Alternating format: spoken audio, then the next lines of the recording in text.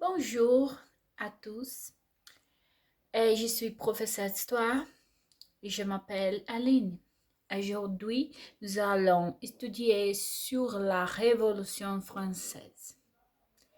Então, pessoal, brincadeirinhas à parte, né? Hoje nós vamos falar sobre a Revolução Francesa. Na realidade, nós vamos começar a tratar sobre a Revolução Francesa. Revolução Francesa, que se deverá também, em boa parte, ao ideário iluminista. Se você não viu o vídeo sobre o iluminismo, por favor, assistir o vídeo sobre o iluminismo e depois volte para assistir este vídeo aqui, certo? Que ideário iluminista era esse? Era o ideário que questionava as relações de poder existentes no Ancien Régime, ou Antigo Regime. No que se baseavam essas relações? Principalmente na tradição, né, e no sangue. O seu sangue definia, o seu nascimento definiria qual seria o seu lugar naquela sociedade, qual seria o seu locus. A sociedade francesa, ela era historicamente dividida em 3 grupos, a saber, clero, nobreza e os demais. Beleza? Depois eu vou especificar quem são esses demais. Pouco havia mudado na estrutura dessa sociedade se a gente comparar lá com a Idade Média.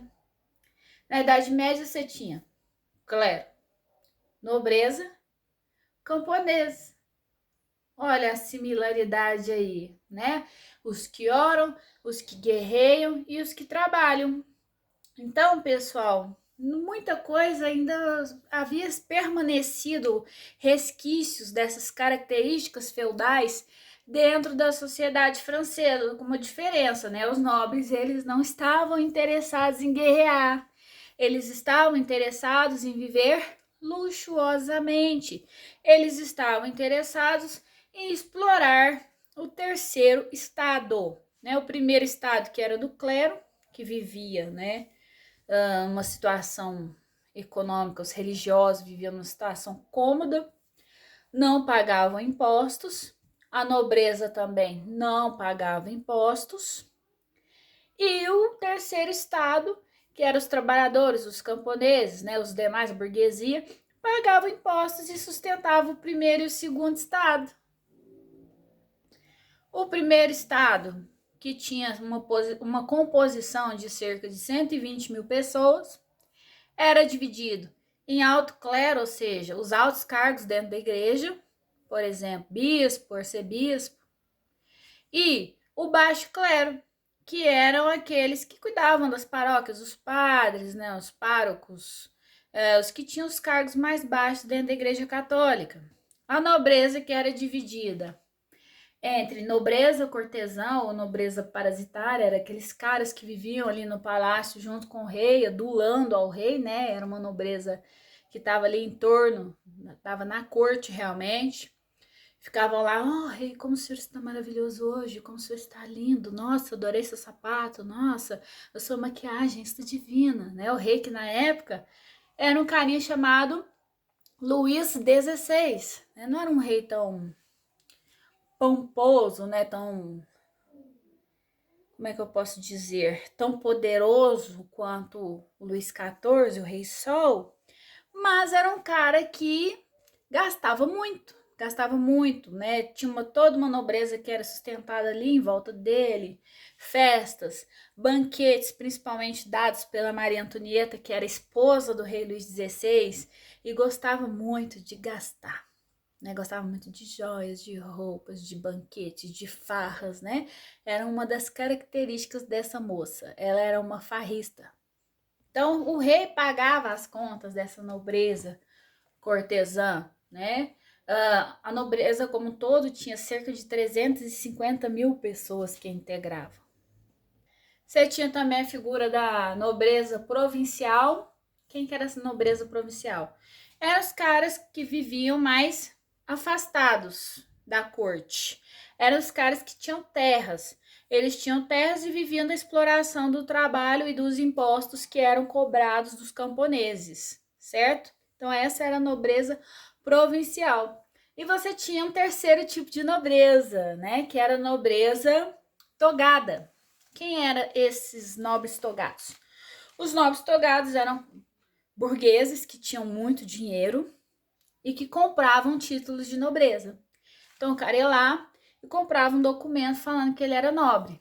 Só que ele não tinha uma coisa que era muito importante dentro dessa tradição, que era o sangue nobre, o famoso sangue azul. Ele não tinha isso.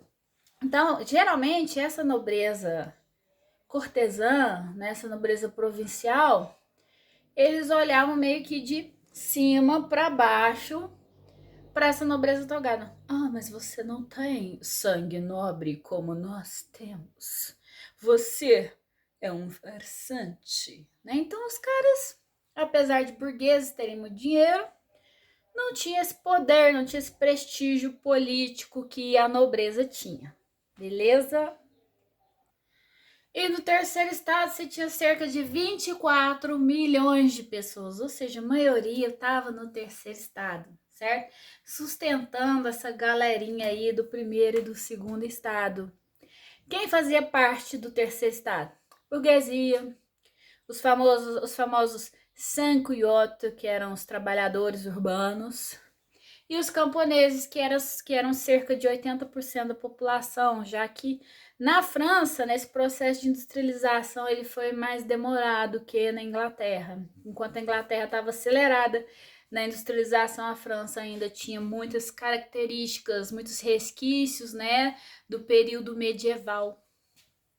E apesar de ter uma economia basicamente agrária, na França você vai ter uma crise, né, de alimentos, os preços estarão muito altos, por quê? Porque em 1784, perdão, porque em 1784 você vai ter chuva seca, chuva seca, chuva, né, ciclos que não beneficiavam a agricultura.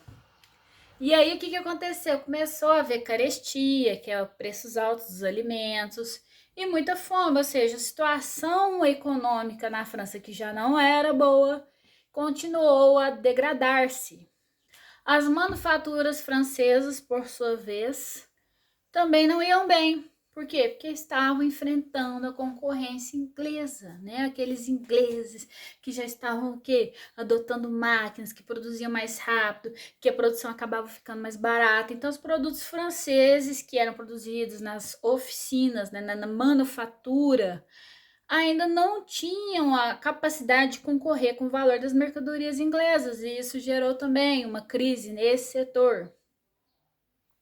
E mesmo com todo o cenário de crise, nobreza e clero continuaram sem pagar impostos. Inclusive, alguns tinham até o benefício de receber pensões por parte do Estado francês, né? O que agravava essa crise, esse pessoal do terceiro estado. Eles pagavam impostos, mas eles não tinham nenhuma contraprestação, porque eles não eram cidadãos, eles eram súditos. E súditos, eles não têm direitos, porque a monarquia francesa era uma monarquia absolutista, não havia outro poder que controlasse o poder do rei, que controlasse esse poder real. E essa situação, ela acabou por se tornar uma situação insustentável, né? Um rei que não pensava no povo, um rei que queria apenas sugar o sangue do povo e entregar esse sangue para o primeiro, segundo estado e para ele e sua família desfrutarem de todas as riquezas produzidas na França. E a partir disso inicia-se o processo revolucionário na França, que vai durar 10 anos, vai de 1789 a 1799, ou seja, um processo extenso. Um processo que vai causar intensos desgastes na população, em todos que lá estavam. Uma revolução que vai ter que ser preservada, conquistada e mantida por 10 anos com muito esforço e com muito sofrimento por parte da população. Diante da situação de crise, Luís XVI tem a brilhante ideia de convocar a Assembleia dos Notáveis, que já não se reunia há 175 anos. O que ele queria fazer? Aumentar os impostos do terceiro estado. Só que então ele queria criar novos impostos para fazer o terceiro estado assumir sozinho. Em algum momento cogitou-se, né, da nobreza e do clero pagarem também. Só que o clero e a nobreza foram lá no ouvido do rei e falaram: ó, deixa o terceiro estado assumir sozinho esse BO, a gente não vai pagar imposto não, meu querido. E aí convocou a Assembleia dos Notáveis, porque aí, o que se fazia? O rei podia bater o martelo sozinho, podia muito bem, vou bater o martelo, vai pagar imposto, pronto. Mas como a situação estava caótica, ele resolveu dividir responsabilidades. Olha, não fui eu, foi a Assembleia dos Notáveis que decidiu assim, né? Então foi um negócio que teve participação popular. E o voto, ele era por estado. Ele não era por cabeça, porque se fosse por cabeça, quem tinha que ganhar era o terceiro estado na votação. Era por estado, certo? Ou seja, clero tinha direito a um voto, nobreza um voto e terceiro estado um voto, certo? O que acontecia? Clero e nobreza iam se juntar e ia falar o que? Olha, quem tem que pagar é o terceiro estado. E o terceiro estado ia perder. Os deputados do terceiro estado, sabendo disso, fizeram o quê? Requisitaram ao rei que o voto fosse por cabeça, porque aí eles tinham vantagem numérica. O rei ficou pistola. E aí, os deputados do terceiro estado pediram para deliberar. E o rei mandou trancar esses caras lá. Olha, tranca eles aí. Vamos deixar esses caras de fora desse negócio. E trancou eles lá numa sala reservada que eles estavam deliberando. Eles saíram, eles conseguiram fugir dessa sala e foram para uma quadra de jogo de pela, que é o tipo um antecessor do tênis, aquele tênis que é jogado na quadra, não, tênis de mesa não, tá? E aí foram para lá e falaram que só iam parar de se reunir quando tivesse uma nova constituição para a França. Eles se declararam ali uma Assembleia Constituinte, que é quem elabora a Constituição. Professora, mas por que esses caras se declararam Assembleia Constituinte? Gente, o que é uma Constituição? A Constituição é uma lei. E os deputados do terceiro estado, eles sabiam que pela lei eles conseguiriam fazer a limitação do poder real. Então, eles queriam limitar o poder do rei. Então, com essa declaração de que eles eram Assembleia Constituinte, que eles fariam uma Constituição para a França, que o rei deveria respeitar essa Constituição, eles estavam falando o quê?